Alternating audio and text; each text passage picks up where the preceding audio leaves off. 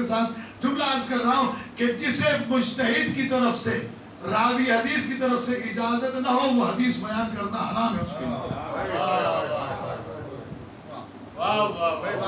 آپ اصول کافی کھول کے کہتے ہیں کہ اصول کافی میں حدیث لکھی آپ کو حق نہیں ہے. کیا بات ہے قبلہ. اس لیے کہ حدیث پڑھنا اور حدیث کا سمجھنا اور ہے. جب تک حدیث کو سمجھیں گے نہیں اس وقت تک آپ پہنچ نہیں سکتے وہاں جہاں آپ نے جانا ہے. اس لیے فَأَمَّا الْحَوَادِثُ الْوَاقِعَةُ فَارْجِعُوا فِيهَا إِلَىٰ رُوَاةِ أَحَادِيثِنَا اس کے اندر رجوع کرو ہمارے احادیث کے راویوں تک.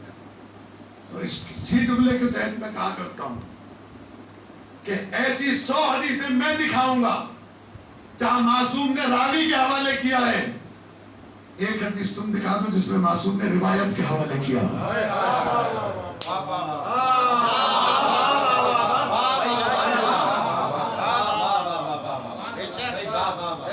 اگر معصوم نے ایک روایت بھی ایسی بیان نہیں کی جس میں تمہیں روایت کے حوالے کیا ہو، اس لیے کہ ہم اس عقیدے کے لوگ نہیں ہیں، ہمارا کتاب کافی نہیں ہوتی.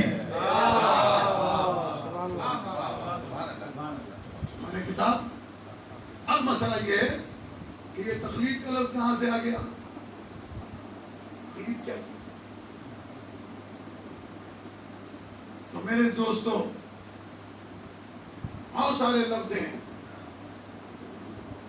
جاہلوں نے دکان کھول رکھی ہے. ہر زبان دراز ایک بڑا خطیب بنا ہوا ہے.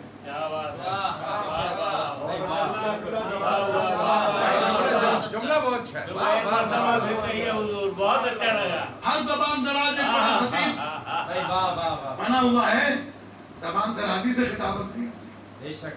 ابھی پرسوں مجھ سے کسی نے پنجاب سے سوال کیا میرے پر، میں نام نہیں لوں گا.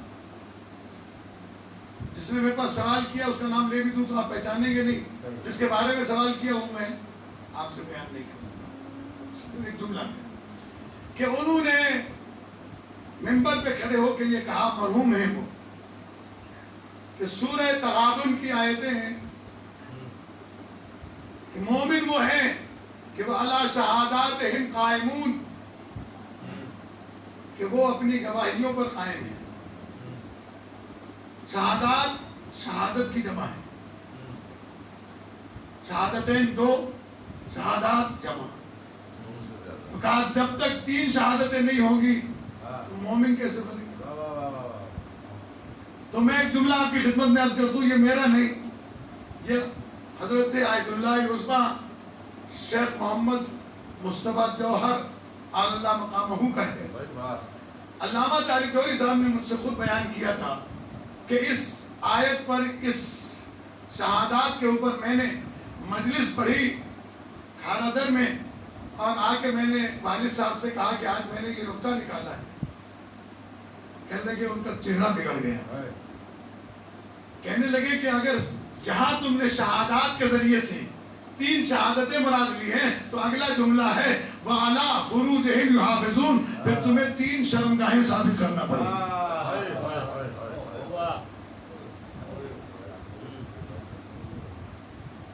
وَعَلَىٰ فُرُوجِهِمْ يُحَافِظُونَ. تو یاد رکھیے گا، ایسا استدلال جہالت والا کرتے پبلک پاگل دیوانی. صاحب مولا کائنات کا نام ہے، ہماری عقیدت ہے، اس میں ہماری عوام کا قصور نہیں. قصور ان لوگوں کا ہے جو منبر پہ علامہ بن کے بول رہے ہیں اور جو ان کو بٹھا رہے ہیں علامہ بنا کر. ضرورت ہے اس امر کی کہ اس امر کو پہچانا جائے. قرآن مجید میں اللہ تبارک و تعالیٰ نے کہا، سورہ مبارکہ توبہ کی آخری آیت ہے، کس طریقے سے آخری زمانے میں، کس طریقے سے ہر زمانے میں دین کو سمجھا جائے، کس سے سمجھا جائے. تو قرآن مجید نے کہا کہ اما من کانا، صلوات پڑھتے ہیں بابا محمد محمد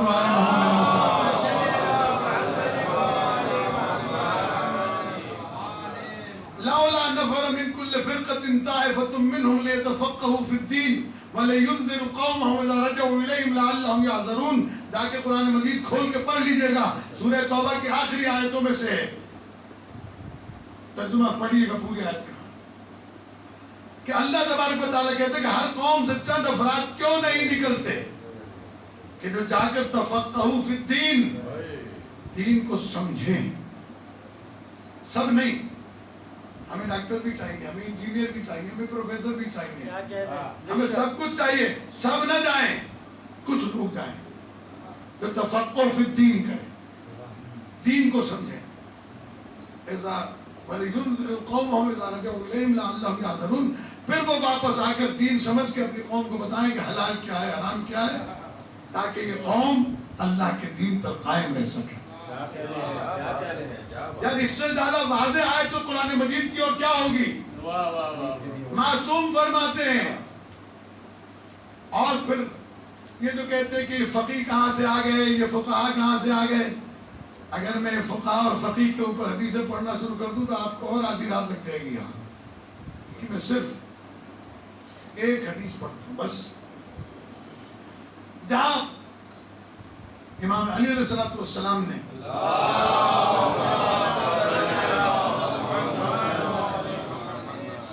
یہ سن لیجئے، یہ ضروری ہے.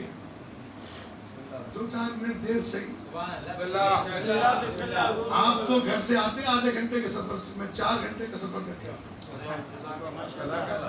صرف اپنے بچوں کے لیے. تو کسی پر احسان نہیں، یہ میری ذمہ داری ہے کیونکہ میں نے یہ حدیث پڑھ رکھی ہے کہ وہ عالم جو اپنے علم کو ظاہر نہیں کرتا اللہ اس سے نور ایمان چھین لیتا ہے.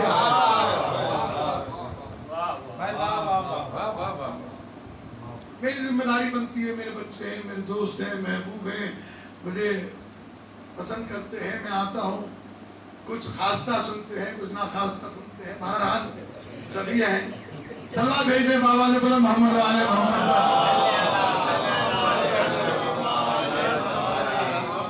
اللہ تعالیٰ سب کی توفیقات میں اضافہ فرمائے.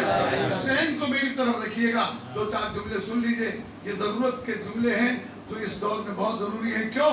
اس لیے کہ معصوم نے فرمایا کہ جب آخری بیٹے کے ظہور کا وقت قریب آئے گا تو القابض علی دینہ کالقابض علی الجمرہ، ہاتھ پر جس طریقے سے دہکتا ہوا انگارہ لے کر کھڑا ہونا مشکل ہے، اتنا ہی مشکل دین کو باقی رکھنا ہوا.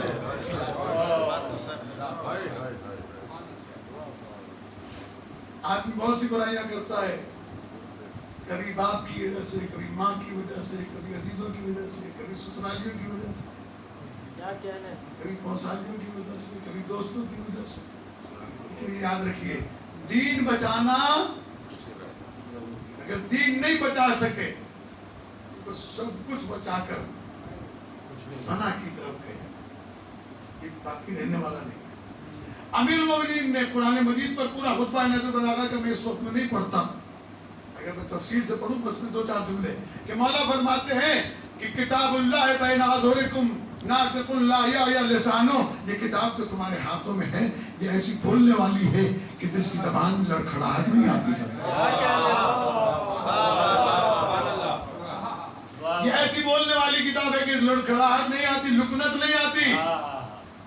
مولا فرماتے ہیں بیت لا یہدم ارکانہ، قرآن ایک ایسا گھر ہے کہ جس کے پلر گرائے نہیں جا سکتے.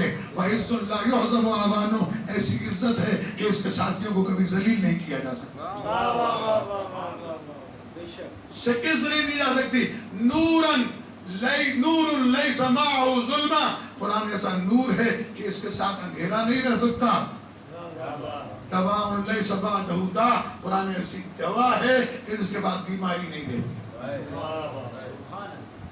اس کے بعد میرے مولا کے بہت سارے جملے ہیں، بس میں ایک جملہ عرض کرتا ہوں کہ مولا فرماتے ہیں جعلہ اللہ رین لعطش العلماء، اللہ نے اس قرآن کو علماء کی پیاس بجھانے کا گھاٹ قرار دیا ہے.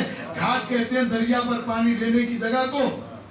اور یہ لفظ گھاٹ شیعوں کے لیے تو غیر مانوس نہیں ہے، جناب عباس علیہ السلام کے حوالے سے روزانہ سنتے ہیں. گھاٹ دریا کہ وہ جگہ جہاں سے پانی لینے کا انتظام کیا جاتا ہے. جعلہ اللہ رین لعطش العلماء وربیعا لقلوب الفقہاء، اور اللہ نے اس قرآن کو فقہاء کے دلوں کی بہار قرار دیا ہے. وَمَّا حَاجَ لِطُرُقِ الصُّلَحَاءِ، اور اس قرآن مجید کو صالحین کے دنیا میں چلنے کے لیے طریقہ بنایا ہے، کیسے چلا جائے، ایک ایک حکم موجود ہے۔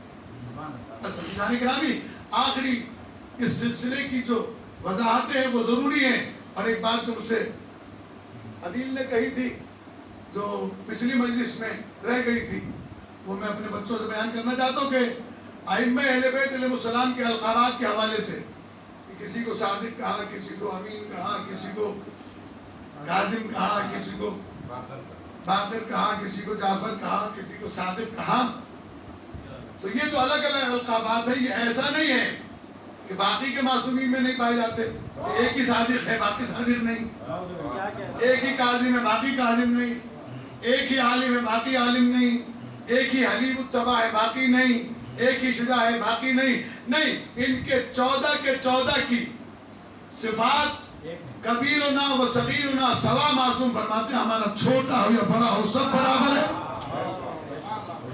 اب یہ جو الگ الگ لقب دیے گئے ہیں وہ اس لیے کہ زمانے نے جس کو جس کام کرنے کا موقع دیا، جب وہ کام کیا تو وہ لقب پڑ گیا۔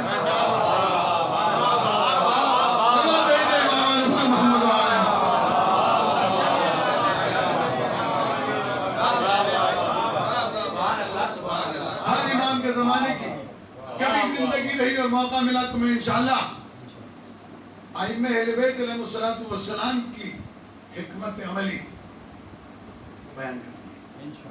آج کل ایک یہ دو باتیں اپنے ذہن میں محفوظ رکھیے گا کہ لوگ ہمارے یہ کہتے ہیں کہ ہم معصوم کی تقلید کرتے ہیں، غیر معصوم کی تقلید نہیں کرتے۔ سنیے، غور سے سنیے گا، یہ اسی وجہ سے کہتے ہیں کہ لوگوں کو نہیں پتا،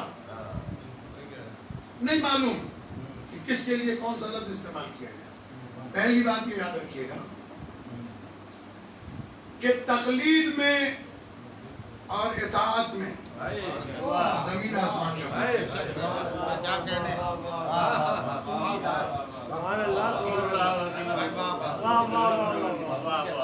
معصوم کی اطاعت ہوتی ہے، تقلید نہیں۔ اب میں تقلید اور اطاعت کا فرق سمجھاؤں۔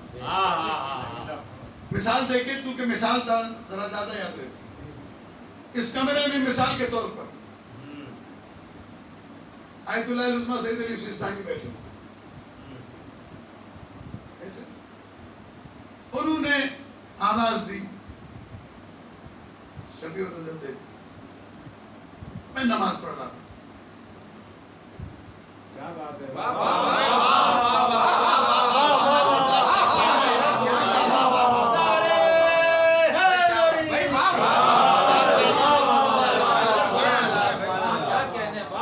میرے اوپر نہ فرض ہے نہ سنت، نماز پوری کر کے جاؤں گا، لیکن اگر معصوم مجھے بلا لے تو باطل ہے میری نماز، حرام ہے اگلا رکن پڑھنا۔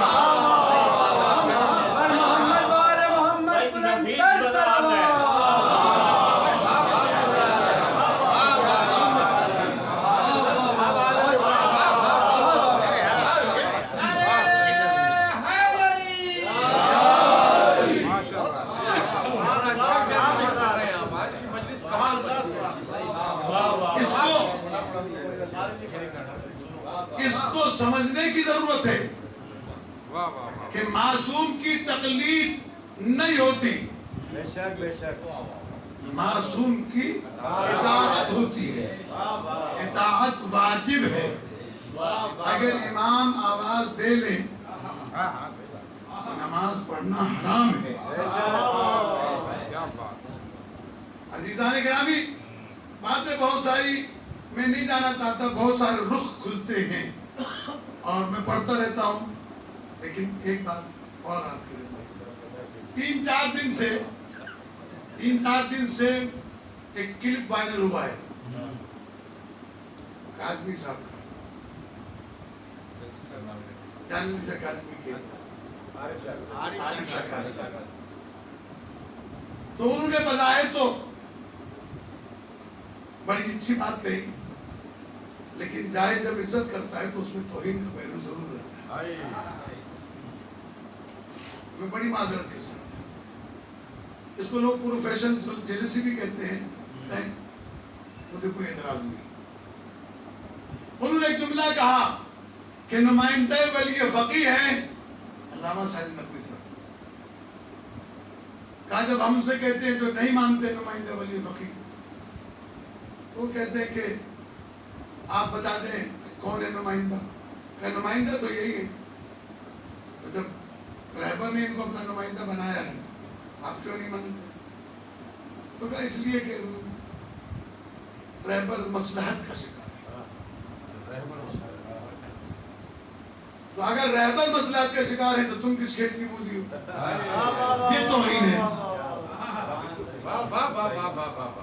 عزیزان گرامی یاد رکھیے، میں تو تقیہ کر سکتا ہوں، رہبر تقیہ نہیں کر سکتے۔ اور پھر اس آدمی کے لیے تم مصلحت کا لفظ استعمال کر رہے ہو جو امریکہ اور اسرائیل کے سامنے مصلحت نہیں رکھتا۔ کیا کہنے ہیں آپ؟ کوئی بزدل ملاؤں سے یا جاہل عوام سے ڈر کے مصلحت کا شکار ہو، وہ رہبر ہی نہیں ہے جو مصلحت کا شکار ہے۔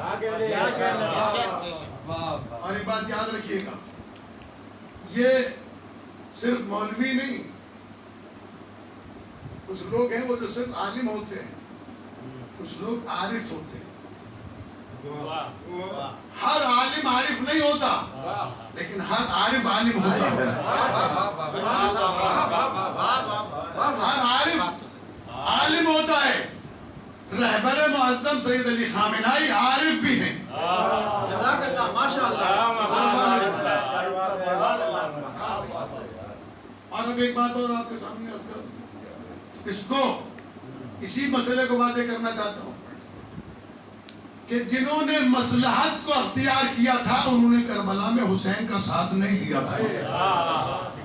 جو بعد میں توابین کہلائے وہ سارے مصلحت کا شکار تھے۔